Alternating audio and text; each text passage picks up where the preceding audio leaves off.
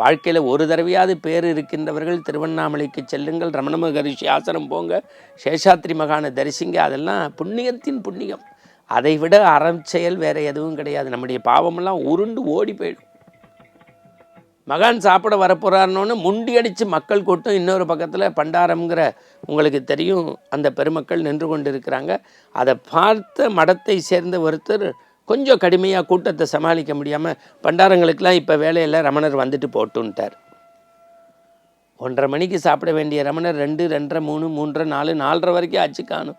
எங்கடான்னு ஊரே சுற்றி பார்த்தா ஒரு அத்தி மரத்து நிழலில் படுத்திருக்கார். எல்லோரும் போய் பெரிவா மகானே அப்படின்னு சொல்லி திருவடி தொழுது கூப்பிட்றாங்க. அவர் ஒற்றை புன்னகையோடு சொன்னார், இல்லைப்பா நான் வந்தேன், நீங்கள் தானே சொன்னீங்க பண்டாரத்துக்கெல்லாம் இப்போ வேலை கிடையாதுன்னு. அந்த பண்டாரங்களுக்கெல்லாம் எப்போ அப்போ வேலையோ அப்போ தான் இந்த பண்டாரம். என்ன எளிமை, என்ன இப்படி ஒருவர் இருக்க முடியுமான்னா இருந்திருக்கார், வாழ்ந்திருக்கார்.